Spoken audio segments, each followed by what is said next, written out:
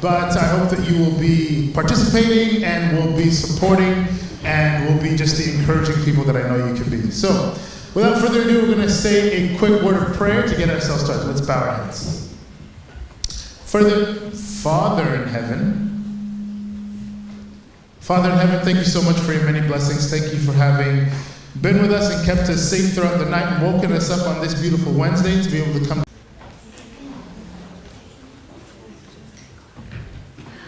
Good morning. Good morning. Good morning. Good morning. All right, I'm here with Asha, one of our sports prefects, and we are going to present our age group champion trophies.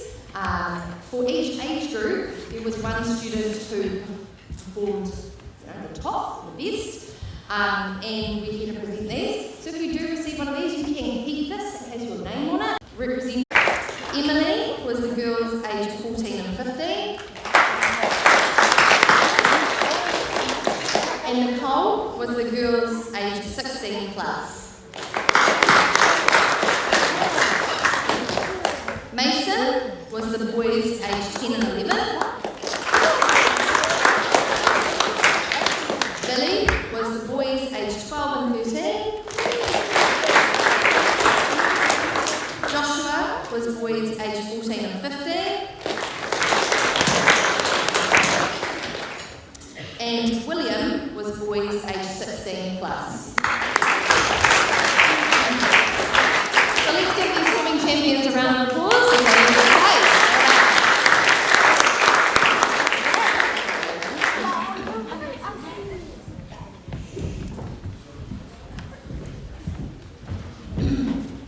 So then a few weeks later we had Athletics Day. So we have the following 8 students come to the stage. Representing Luther, Emily Butcher. Representing Tyndale, Grace Bismarck. Representing Tyndale, Angelina Pratkin. Representing Tyndale, Joyce Malio. Representing Wesley, Kyan McVitka. Representing Luther, Zeke Iromi. Representing Tyndale, Jacob Malaquin. Representing Wesley, and he's already here, Asher Brooking.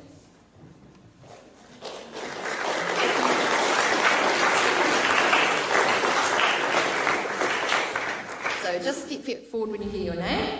So Emily is our girls aged 10 and 11. Grace is our girls aged 12 and 13. Angelina is our girls aged 14 and 15. Joyce is our girls aged 16 plus.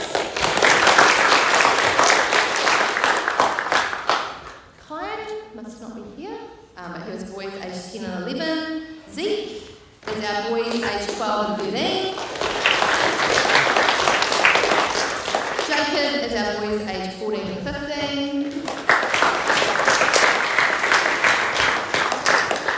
And Asher, you can shake your own hand, and you are the boys aged 16 plus.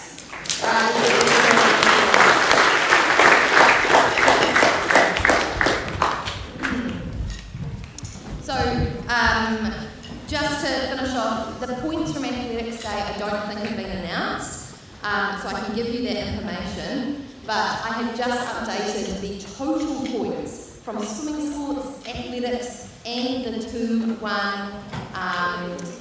PD Pharrell Puhu tokens.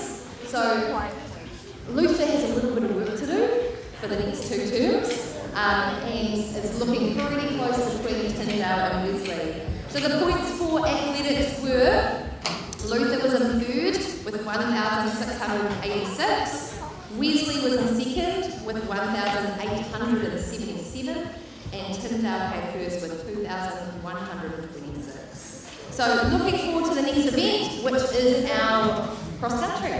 Thank you very much.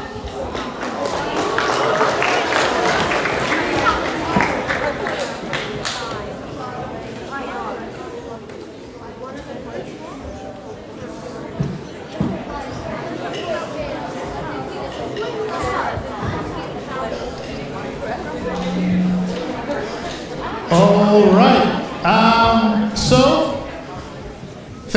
much, and congratulations to everyone. Can we just have a round of applause for everyone who participated in all of our houses? Great job to you all.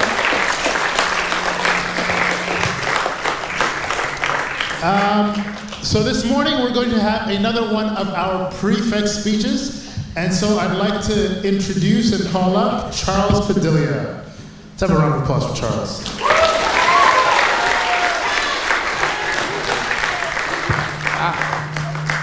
So just to begin, as we did the last time we had a prefect speech, I just want to ask Charles a few questions so you can get a chance to know him, particularly for those of you who haven't been here for very long and maybe you're not that familiar with who Charles is as a person. The image on the back is a request of Charles, so that starts to tell you a bit about who he is as a person. But, yeah, I know. This was Charles' request, again. So, Charles, what is your name? Charles. I need to remove that as the first one. Okay. How long have you been at LAC, Charles? I joined halfway through year 8, so it's like 5.5 years now. Do we need to move away from each other? Should we move? Okay. Sorry, so how long have you been at LAC? So like 5.5 years now. All right. So in your time at school, what has turned out to be your favorite subject? Oh, that's a tough one. Don't really have one, really. I just have a favorite class to be in. Like anything with Ashton, you know, he's a really chill dude. Love you. We only really share physics and calculus, so I'd say those guys. Okay, so any class with Ashton is your favorite class? Yeah. Okay. I noticed you said you love him and he just gave you one of these half waves. Do we need to? No, we won't sort that out here. That's other time. Do you have a least favorite subject? I won't answer that. Okay, that's fair. Right here. That's fair. Just joking. Still have to mark his Bible for term 1, so Hey, no, we'll get to that. Do you have any hobbies or sports that you like to play? I play futsal and video games. I'm a basic person, really. So. Okay, very basic person. All right, so 5.5 years you've been here. In that time, is there any particular memory or collection of memories that really sticks out to you, something that you'll cherish? Okay, so in year 10 camp, right? On year 10 camp, our tent was me, Tino, and Ashton. And every single night, right, I'd go to sleep and I'd wake up in the middle of the night and Tino's head would be like cuddling up to me, like head on my chest, and like he'd be purring on my chest. And then I'd move away from him, and then I'd wake up again and his head somehow found my chest again. So I cherish that moment because it brought us closer together and we became more than friends. Best friends. It's nothing weird. We became best friends, okay. All right. Okay, so talking about memories, looking forward, do you have an idea of what you'd like to do when you're finished your time at LAC?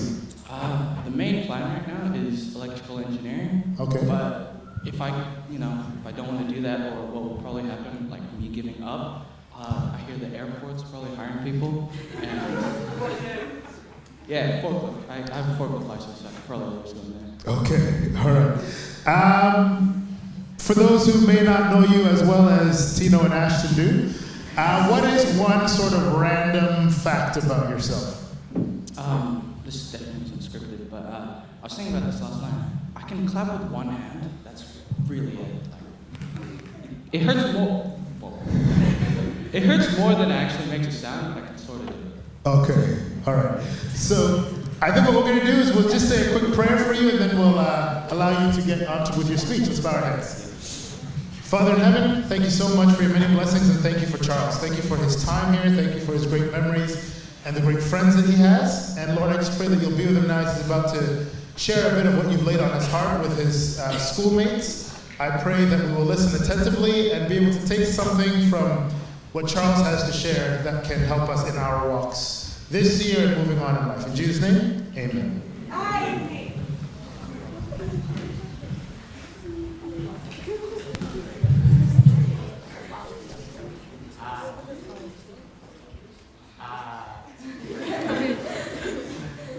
Hello? Sweet.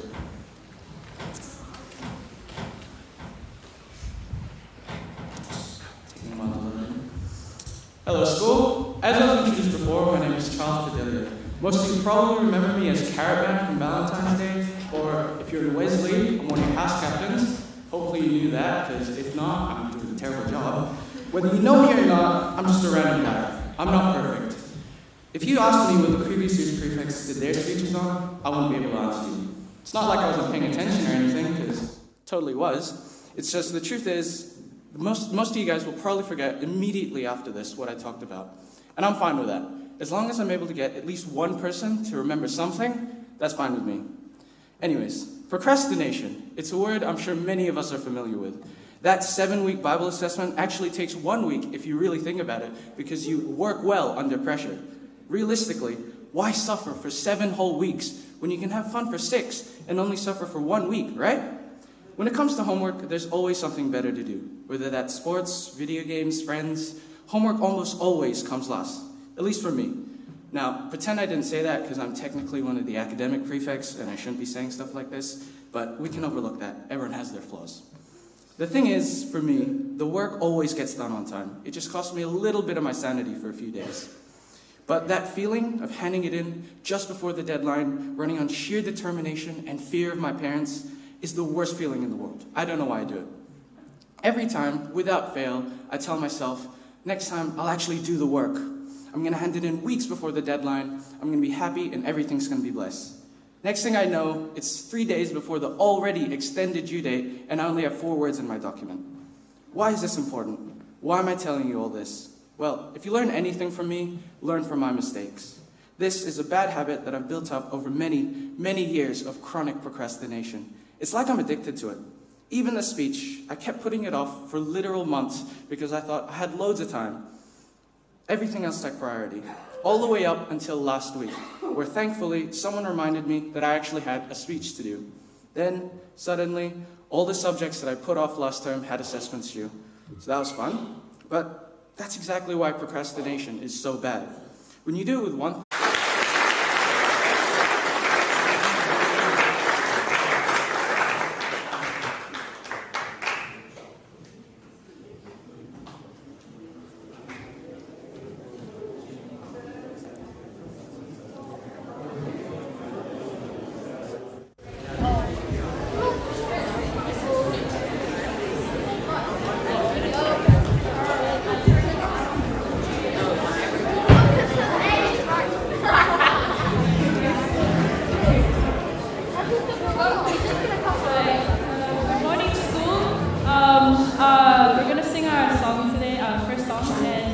One way. If you could please stand up. Thanks.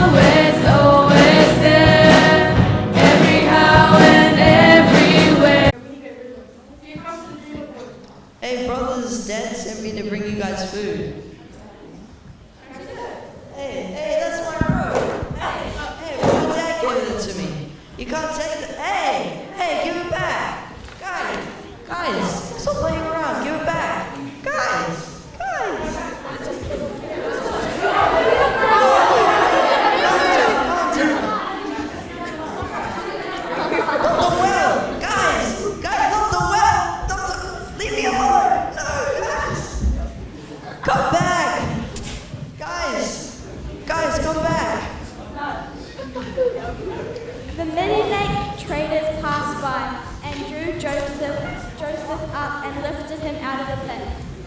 Oh, brothers, I knew you'd come back for me. Wait, who are you guys? Wait, you guys are my brothers? Hey, you can't sell me. What? Brothers, Judah, Simeon, Benjamin.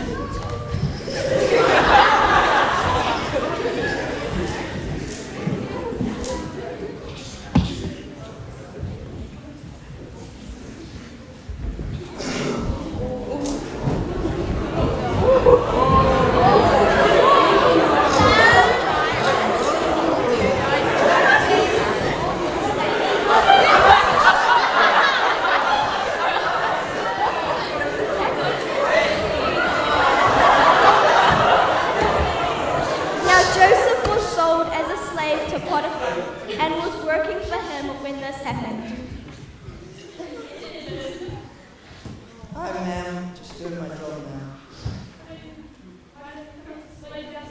Nah, I gotta do my job. No, ma'am, leave me alone. Leave me alone. No.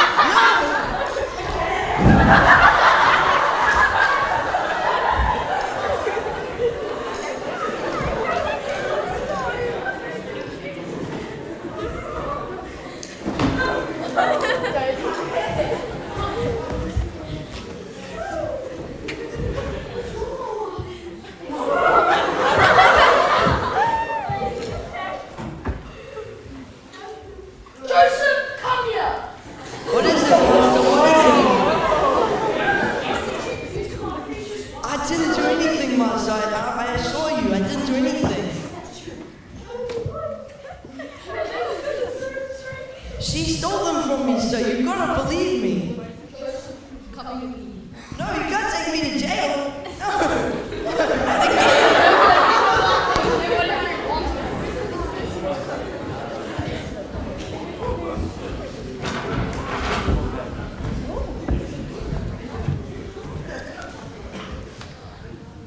Man, jail sucks. But when Joseph was in the prison, the Lord was with him. He showed him kindness and granted him favor in the eyes of the prison warden. So the warden put Joseph in charge of all those held in the prison, and he was made responsible for all that was done there. The warden paid no attention to anything under Joseph's care, because the Lord was with Joseph and gave him success in whatever he did.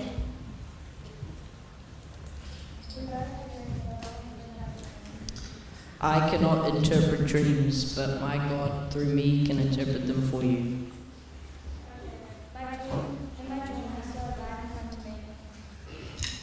In my dream, I saw a vine in front of me, and on that vine were 3 branches. As soon as it budded, it blossomed, and its clusters ripened into grapes. Pharaoh's cup was in my hand, and I took the grapes, squeezed them into Pharaoh's cup, and put them in his hand. The 3 branches mean the 3 days, and in 3 days you will be restored to Pharaoh's side as his cupbearer.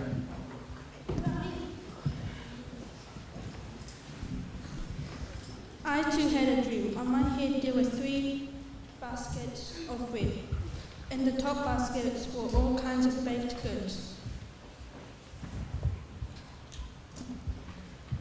for Pharaoh, but the birds were eating them out of my basket on my head.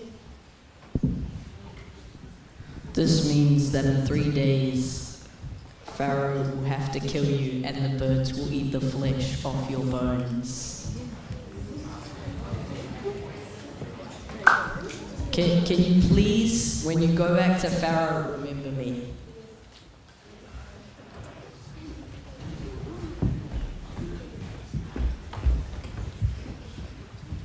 Joseph interprets Pharaoh's dream.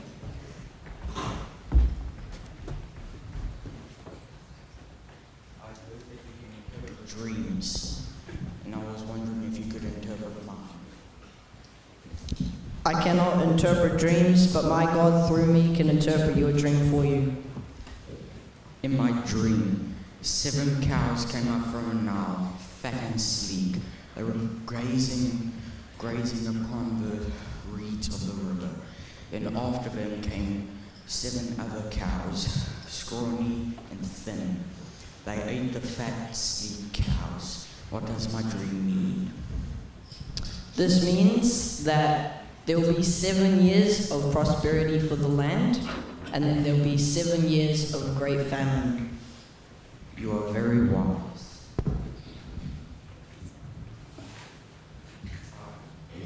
I hereby make you the second in command of Egypt. You will rule over my land, and you will become king in next in line.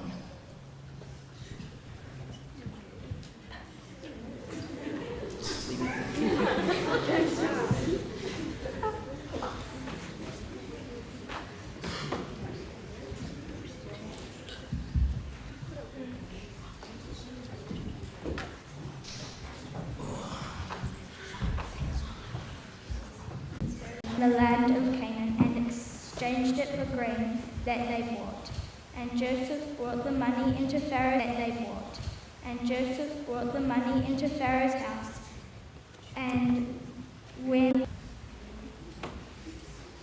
You may see them done perfectly or made some mistake, but deep inside, they were like you as well. Only 4 weeks of practicing until the last minute. But the story of Joseph that they have performed is a wonderful story. We learn a lot from the story of Joseph. And thank you for that wonderful gift, year 9, that you have put it into action. We'll give them a hand of applause.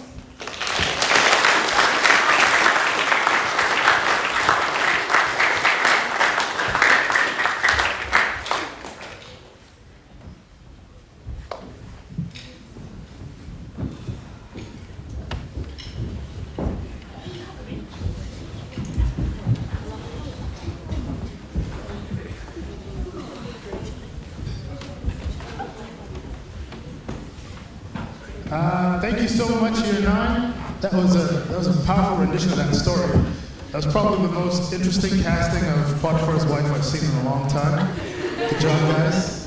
The story of Joseph is actually one of who's familiar with that story? Joseph, right? This boy sold as a slave in Egypt. Growing up, it was one of my favorites. It was one of the ones that I heard a lot about.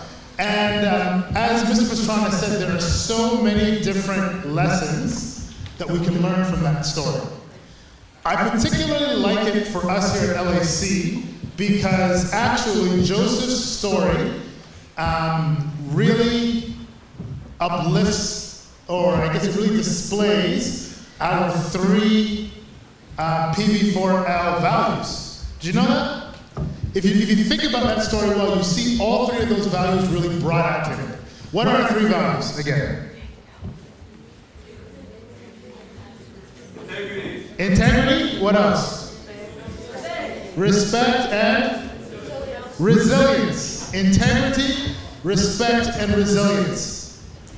Now, Joseph is put into a lot of situations where his life would be made easier if he made bad decisions. Well, his life looks like it would be made easier if he makes a bad decision. For example, Tyler C.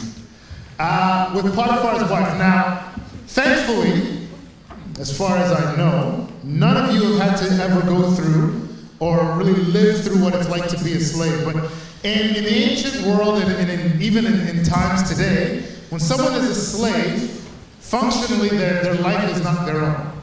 They're basically property, like your jacket or your phone. They can be bought or sold, but similarly, they can be thrown away for very little things.